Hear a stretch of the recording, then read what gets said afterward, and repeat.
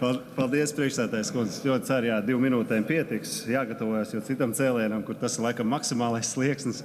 Paldies par ziņojumu. Tā stunda, kas bija premjerministrei runā, tiešām bija par paveikto. Dzirdējām arī uz to, ka 9 mēneši nav pietiekams laiks bijis, bet visi atceramies, kas bija galvenais iemesls valdības maiņai - trūka dinamiskumu. Līdz ar to tā ir atruna. Premjerministrija bijusi daļa gan no iepriekšējās valdības, gan arī 5 gadu Kariņa valdībā arī parlamentārā sekretāra un pateikt, ka es esmu kaut ko mantojis, kas vispār man nav bijusi darīšana, tā nav korekta rīcība.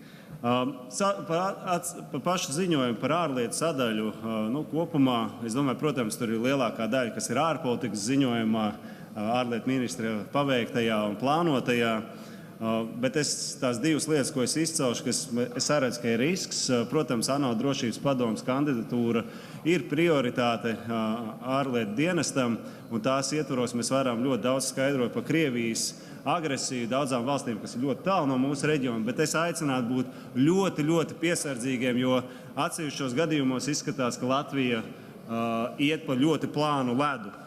Tādā ziņā, ka vienā brīdī mēs varam nodot savus principus un vērtības tikai tādēļ, lai dabūtu viens vai otrs valsts atbalstu uz šo kandidatūru. Tā kā man būtu aicinājums neriskēt lieki, jo ilgtermiņā tas mums var ļoti atspēlēties. Un noslēdzošais pārpolitika, diaspora, šai valdībai vismaz pēdējā budžeta veidošanā nav bijusi prioritāte.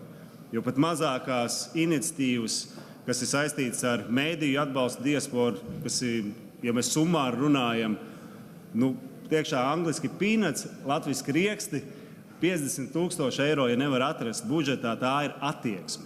Tas ir attieksmes jautājums. Es ļoti ceru, ka tā attieksme mainīsies ar jauno budžetu. Un pavisam tā noslēdzot, zinu, ka mums būs iespēja vēl 2 minūtes pēc pārtraukuma varbūt ar runāt. Ja mēs runājam, valdības uzstādījums ir latviska Latvija. Paldies, latviska Latvija, tas nozīmē arī darbos. Koalīcijai 2 partijas, kas tomēr aicina ar sabiedrību debatēt krievu valodā, valdības uzstādījums latviska Latvija neiet kopā ar šādu retoriku. Paldies! Paldies! Kolēģi, ir pienācis laiks.